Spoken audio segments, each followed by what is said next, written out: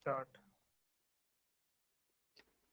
ॐ यज्जाग्रतो दूरमुदयेति दैवं तदुसुप्तस्य तथैवैति दूरङ्गमं ज्योतिषां ज्योतिरेकं तन्मे मनः शिव संकल्पमस्तु। ओम सभी को नमस्ते। पिछली कक्षा जो हुई थी उसमें हमने 11वां सूत्र पढ़ लिया था,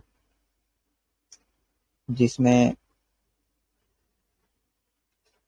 5 जो है कर्मात्मनः बताए गए थे। उसमें वैकारिक शुभ कर्मकर्ता, तेजस अशुभ कर्मकर्ता, भूतादि मूढ़ कर्मकर्ता, सानुमान शुभ मूढ़ कर्मकर्ता, निरनुमान अशुभ मूढ़ कर्मकर्ता, ये बताए गए थे। आज जो है पंच प्रवाह अविद्या बताया जाएगा। ये क्या है? कहते हैं अत्र आकाशा पंच प्रवाह विद्येत्युच्यते। तो कह रहे हैं कि जो सूत्रकार ने उल्लेखित किया है वह पंच प्रवाह अविद्या क्या है? कहते हैं तमो मोहो महामोहस तामिश्रो अंधतामिश्रश्चेति। ये 5 क्या है? अविद्या है, 5 पर्वों वाली अविद्या है। मोहो तत्र तमो मोहावुभावष्टात्मको महामोहो दशात्मकः। उसके बाद कहते हैं तमो नामा अष्टु प्रकृति शव्यक्तम बुद्धि अहंकार पंच तन्मात्र संजित। कह रहे हैं जो तम नाम वाली पंच पर्व अविद्या है वह क्या है? कहते हैं कि वह जो है प्रकृति अव्यक्त बुद्धि अहंकार, जिसको ये अविद्या होता है वह इन 8 प्राकृतिक तत्वों में आत्मा मानने लग जाता है, यानी कि उसको ही आत्मा मानने लग जाता है। यहाँ कह रहे हैं ना स्वात्माभिमानस्तम इत्यभिधीयते, यानी कि जो व्यक्ति इन अष्ट प्रकृति में ही आत्मा मानने लगता है, अष्ट प्रकृति को ही आत्मा मानने लगता है, वह किससे ग्रसित है? तम नाम वाली अविद्या से ग्रसित है। कहते हैं अव्यक्त प्रकृति बुद्धि महातत्व, जिससे विवेक निर्णय आदि होता है, अहंकारमय और मेरा का भाव उत्पन्न करने वाला तत्व पंच तन्मात्रा। जब व्यक्ति इन अनात्म तत्वों को, ये क्या है? जड़ हैं, ये स्वयं में आत्मा नहीं है, को ही अपना स्वरूप मानने लगता है, उसी को मानने लगता है कि मतलब शरीर ही सत्य है, आत्मा जैसी कोई चीज नहीं होती। मैं शरीर हूँ, मैं बुद्धि हूँ, मैं जो सोचता हूँ वही सत्य है, मेरे विचार मेरे इंद्रिय विषय ही आत्मा है। यह तम नाम की अज्ञानता मानी जाती है। अगला कह रहे हैं मोहो नामाणि माष्टैश्वर्य प्राप्तये यो भिमान उत्पद्यते स मोह इत्यभिधीयते। क्या कहते हैं? मोह नामक अविद्या वह है जिसमें व्यक्ति को जब अणिमा आदि अष्ट सिद्धियां प्राप्त होती हैं। योग दर्शन में जिन सिद्धियों का उल्लेख है विस्तृत विस्तार से, तो कह रहे हैं जो अणिमा आदि 8 प्रकार के दिव्य ऐश्वर्य सिद्धियां प्राप्त होती हैं उसमें यो अभिमान, उसमें ही अभिमान अहंकार उत्पन्न हो जाता है, यही मोह कहलाता है। इन सिद्धियों में ही हम अभिमान करने लगे, यानी कि जब जो कोई व्यक्ति योग कर रहा हो और उसको ये सिद्धियां प्राप्त हो जाए और वो बस उसी में लीन हो जाए, सिद्धियों में ही, उसके आगे कुछ ना करे, ईश्वर तक ना जाए, बीच में ही छोड़ दे, तो वो क्या है? मोह नामक अविद्या से वह व्यक्ति ग्रस्त हो जाता है। योगी या जीव इन सिद्धियों की प्राप्ति के बाद स्वयं को विशेष, श्रेष्ठ या दिव्य मानने लगता है। तो मैं यह सब कर सकता हूँ, मैं सिद्ध हूँ, मुझसे बड़ा कोई नहीं, इत्यादि भावों के कारण उसमें मोह उत्पन्न होता है। ऐश्वर्य का अभिमान कहलाता है। यह भी अविद्या में आएगा, विद्या में नहीं। महामोहो नाम दृष्टानुश्रव विवेक विकेषु शब्दादि विषयेषु दशसु वृत्तिषु मुक्तोऽहमिति मन्यते स महामोह इत्यभिधीयते। कह रहे हैं महामोह नाम अविद्या वह है जिसमें जो शब्द आदि 5 विषय हैं, शब्द आदि 5 विषय, इन 5 इंद्रिय गोचर विषयों में तथा उनके 10 प्रकार के सुखप्रद व्यवहारों में, यानी कि ये जो क्या कहते हैं शब्दादि विषय हैं और उनके भी जो कई सारे प्रकार हैं, कितने बताए हैं इन्होंने? 10 बताए हैं। तो उनमें लिप्त होकर यह मानने लगता है कि मैं मुक्त हूं, जबकि वह वास्तव में विषयों का ही दास होता है, जैसा कि आजकल कुछ नास्तिक करते हैं। तो ऐसी भ्रांति और विषयासक्ति को क्या कहा जाता है? महामोह कहा जाता है। दशसु वृत्तिषु क्या है? यह 10 प्रकार की मन की प्रवृत्तियां या भोग दृष्टियां होती है, जैसे इच्छाएं, आशाएं, वासनाएं, तृष्णा, राग, द्वेष, मोह, अभिमान, प्रमाद, आत्मवंचना, इन सब में लिप्त होकर मैं मुक्त हूं का अभिमान होना, यही क्या है? महामोह है। अगला कहते हैं तामिश्रो नामाष्टैश्वर्याणिमाद्ये दश विधे च विषये यो द्वेषो प्रतिहस्तत्र यद दुखमुत्पद्यते असौ तामिश्र इत्यभिधीयते। कहते तामिश्र वह अविद्या है जिसमें सब जीव अष्ट सिद्धियां अणिमा, महिमा, लघिमा, गरिमा, प्राप्ति, प्राकाम्य, ईशित्व और वशित्व तथा 10 प्रकार के विषय सुख, शब्द, स्पर्श, रूप, रस, गंध आदि की प्राप्ति में विफल हो जाता है या दूसरों को इन सुखों में सफल होते देखता है, तब उसके भीतर घोर जो है द्वेष, जलन और क्षोभ उत्पन्न होता है कि दूसरों को कैसे प्राप्त हो गया, मुझे कैसे नहीं प्राप्त हुआ, जो कि रोकने योग्य नहीं होता। इससे जो मानसिक पीड़ा और दुख उत्पन्न होता है उसे ही तामिश्र कहते हैं। मतलब खुद में उत्पन्न नहीं हुआ और दूसरों में हो गया, तो हम दूसरों से क्या द्वेष और जलन करने लगे, वह तामिश्र में आ जाएगा। अंतिम कहते हैं अंध तामिश्रो नामा अष्ट गुणैश्वर्य अणिमाद्ये दश विधे च विषये सिद्धे मरण काले यो विषाद उत्पद्यते सो अंध तामिश्र इत्यभिधीयते एवमेषा पंच पर्वा अविद्या द्विषष्टि भेदा व्याख्याता। कहते हैं अंध तामिश्र वह अवस्था है जिसमें जब व्यक्ति ने जीवन में अष्ट सिद्धियां प्राप्त की और 10 विषय सुख प्राप्त कर लिए होते हैं, यानी कि वह सफल हो जाता है। लेकिन सफल होते ही क्या हो जाता है? कहते हैं सिद्धे मरण काले, सफल जैसे किसी को अणिमादि सिद्धियां प्राप्त हो गई और उसी समय उसका मृत्यु का समय आ गया और वह इन सभी सुखों, शक्तियों और भोगों को त्यागने के लिए विवश हो जाता है। यानी कि वह यह सोचता है कि अब तो मैंने जो सिद्धियां प्राप्त की उनका तो भोग ही नहीं कर पाऊंगा।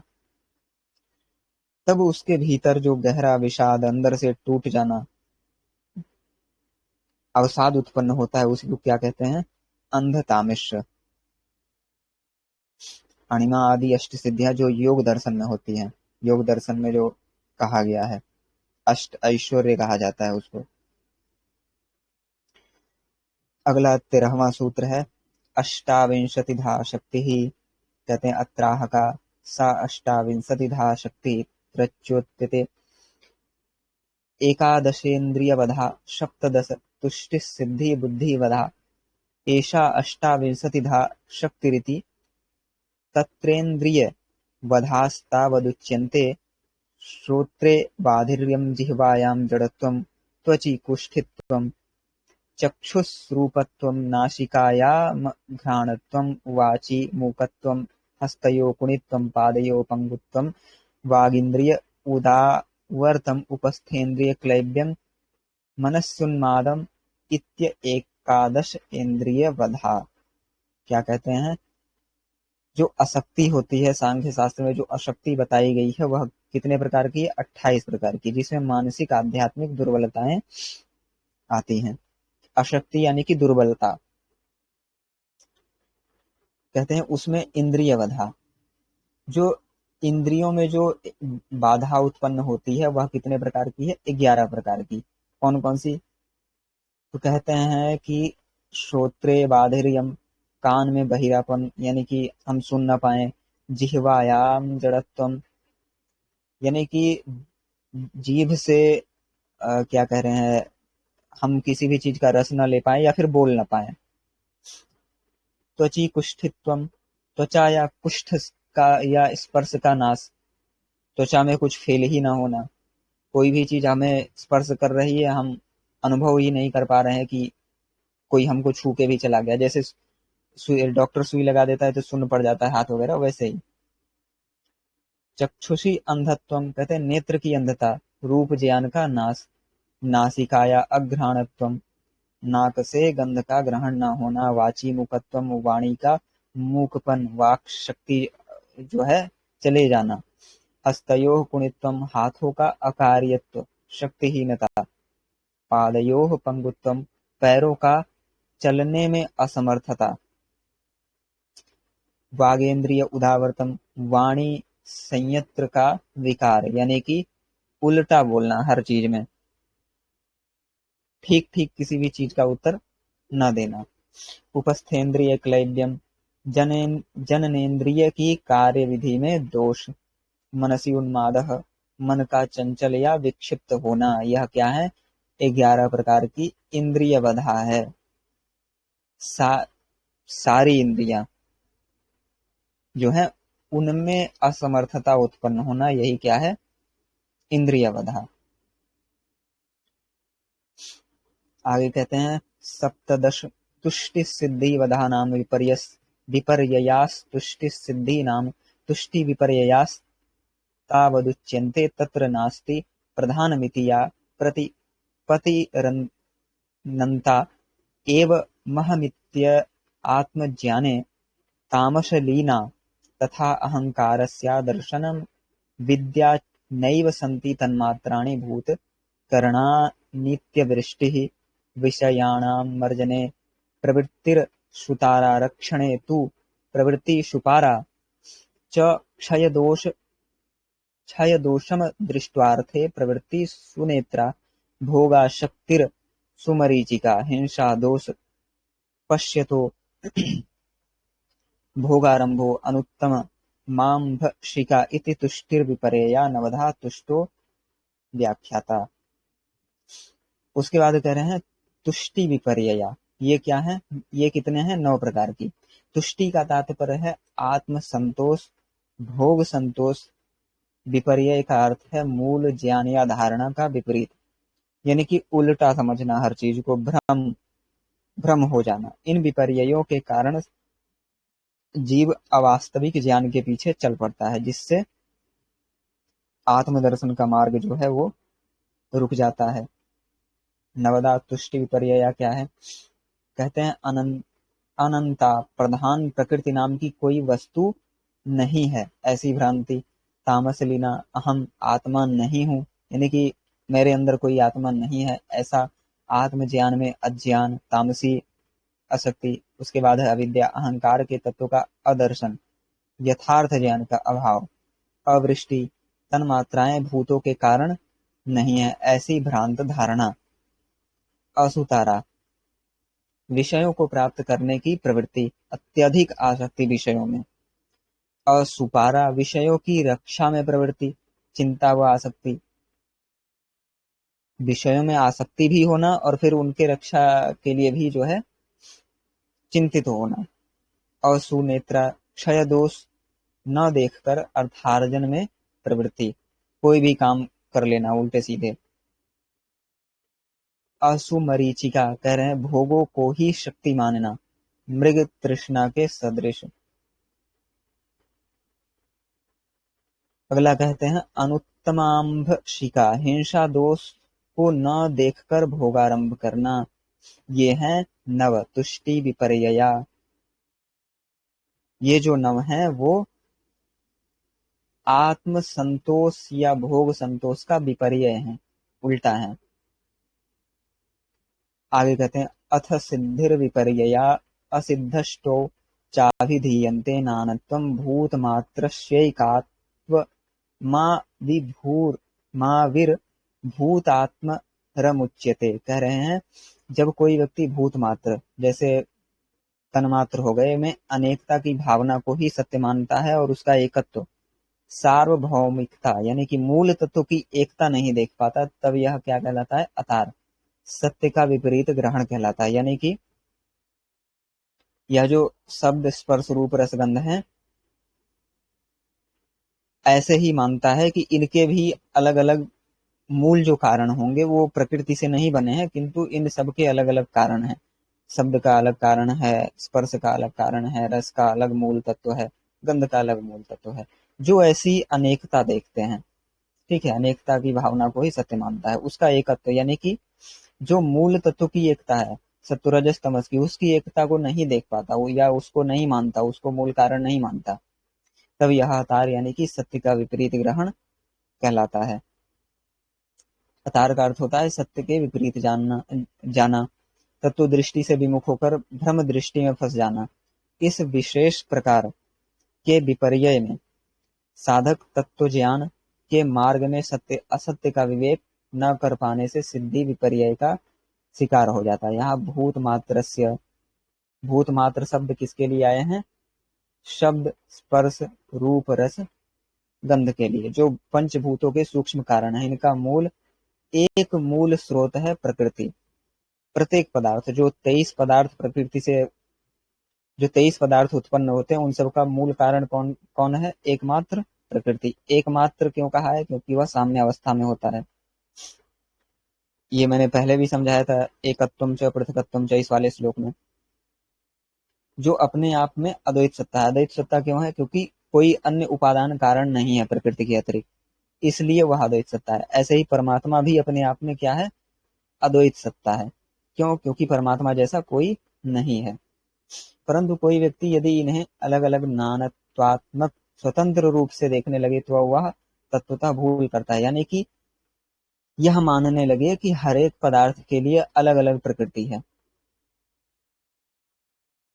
जैसे शब्द रस रूप रस गंध का उदाहरण हमने बताया कि सब शब्द का मूल प्रकृति तत्व अलग मानना, उपादान कारण अलग मानना, स्पर्श का अलग मानना, गंध का अलग मानना, तो ऐसा नहीं करना चाहिए। यही करें, इन्हें अलग अलग नानत्वात्मक स्वतंत्र रूप से देखने लगे तो वह तत्वतः भूल करता है। यह अनेक में एक को न देख पाना अतार का लक्षण है। अतार आत्म तत्व के एकत्व को न पहचानना।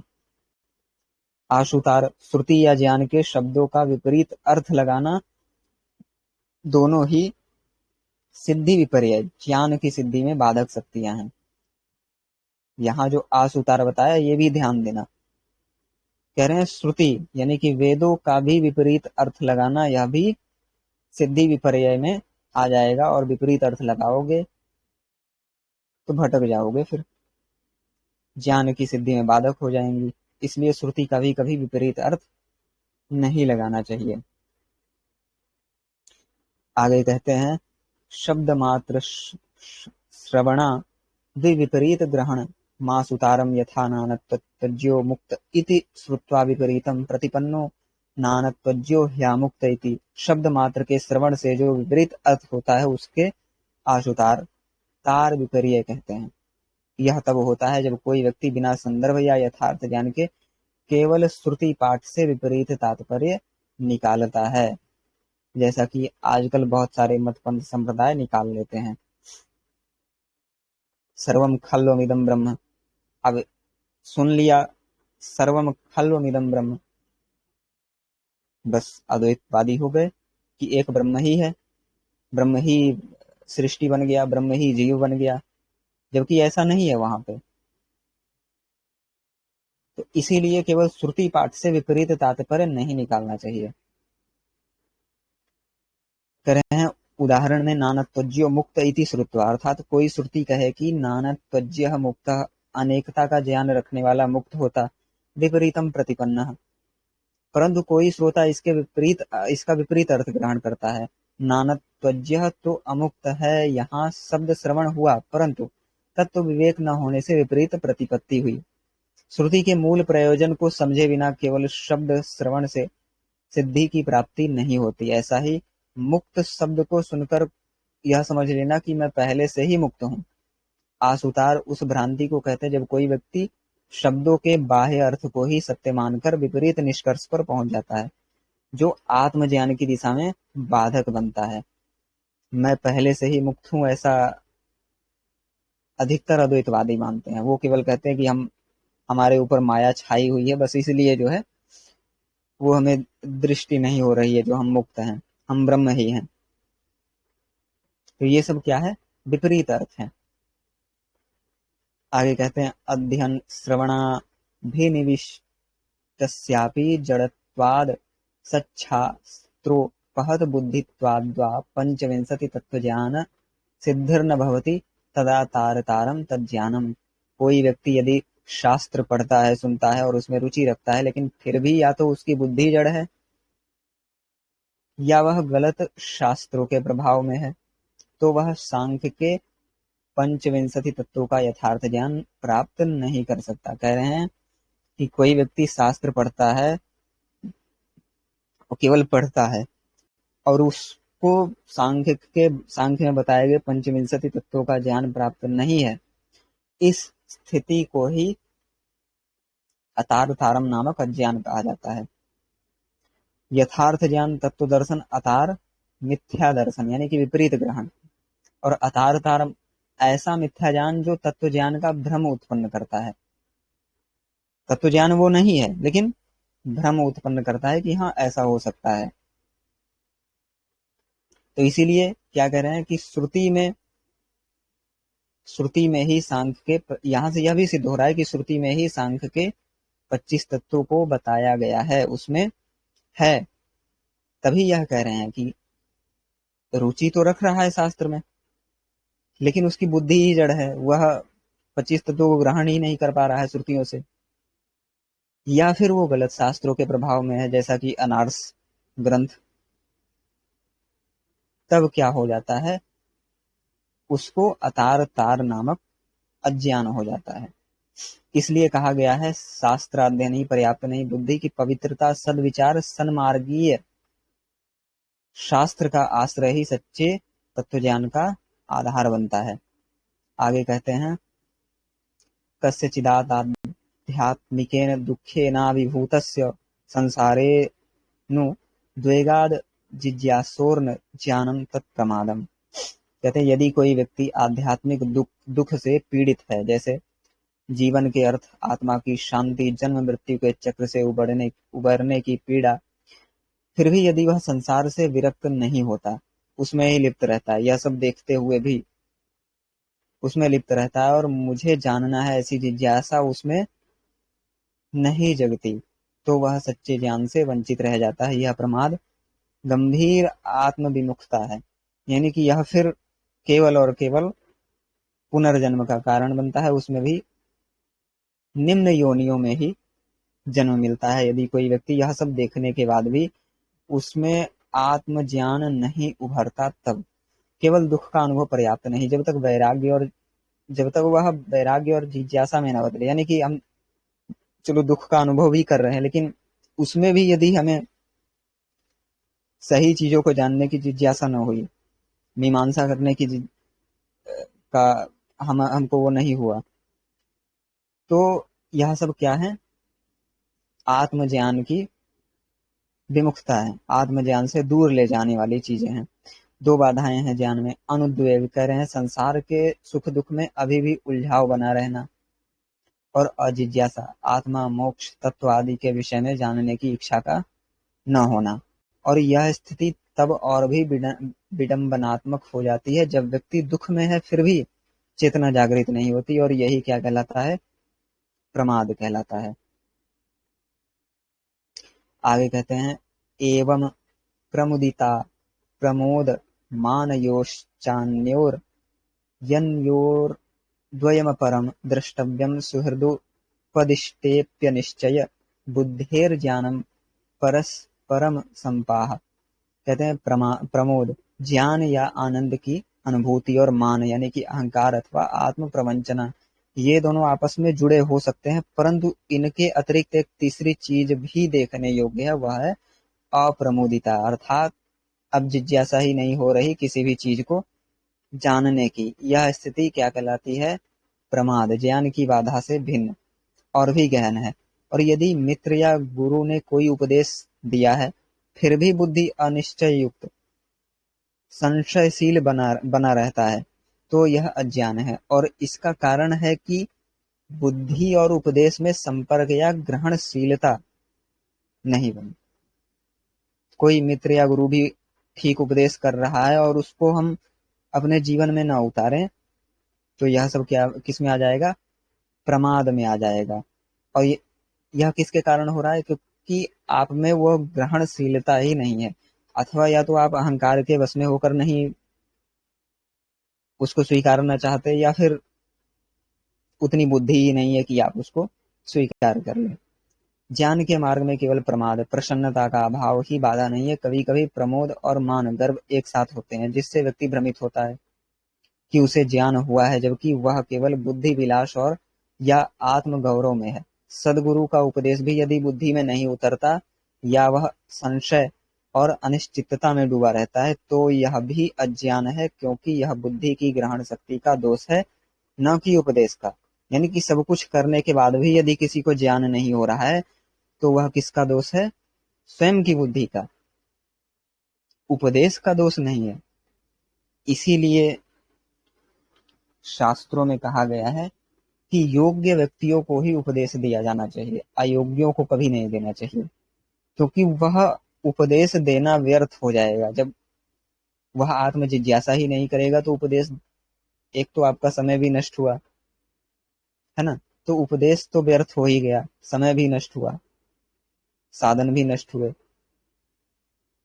इसलिए अयोग्यों को कभी उपदेश नहीं करना चाहिए। आगे लिखते हैं, असंपावचन नाद था परांग मुखे गुरौ दुर्भाग्यस्य ज्ञान सिद्धिस् तद ज्ञान मसत् प्रमुदितमिति एवमेते सिद्धिर्विपर्यया असिद्धि अष्टयो व्याख्याता एव मेषा अष्टाविंशतिधा शक्तिर्व्याख्याता। कहते हैं, जब गुरु स्पष्ट रूप से उस उपदेश नहीं देता, या गुरु स्वयं विषय से विमुख हो, यानी कि अब गुरु के दोष गिना रहे हैं, या तो शिष्य के दोष गिना दिए, तो शिष्य का ज्ञान सिद्ध नहीं हो पाता। यानी कि शिष्य तो गुणग्रही है, शिष्य में जो है जिज्ञासा है कि हाँ उनको ज्ञान ग्रहण करना है, बुद्धि भी विशाल है, परंतु गुरु ही ठीक से अब उपदेश नहीं कर पा रहा, और यह शिष्य के पूर्वकृत दुर्भाग्य संस्कारों का ही परिणाम होता है। यानी कि यदि किसी को ठीक गुरु नहीं मिला है, तो उसमें भी या तो उसका दुर्भाग्य है, या फिर संस्कारों का उसका परिणाम है कि उसको ठीक ठीक गुरु नहीं मिला। ऐसी स्थिति को अज्ञान और असत प्रमोद, अज्ञान जन्य प्रमोद कहा जाता है। इस प्रकार 8 सिद्धि विपर्यय और पूर्वोक्त जो 11 इंद्रियों के इंद्रिय वध बताए गए थे, उसके बाद 9 तुष्टि विपर्यय, कुल मिलाकर 28 अशक्तियां, ज्ञान बाधाएं बताई गई हैं। ये 28 जो अशक्ति है, ये सारी की सारी ज्ञान में बाधा है। इन सबको दूर किए बिना हम ज्ञान प्राप्त नहीं कर सकते। हाँ, कुछ अपवाद होते हैं, जैसे स्वामी बिरजानंद सरस्वती जी को इंद्रिय वधा होने के पश्चात भी इतने बड़े ज्ञानी हुए थे। हाँ, अपवाद अलग है, लेकिन जो यह बताया है उपदेश, गुरु का उपदेश या शिष्य में ही जब रुचि नहीं है, तो फिर तो कुछ हो ही नहीं सकता। अगला सूत्र है नवधा तुष्टि, जो कि कल पढ़ाया जाएगा। आज के लिए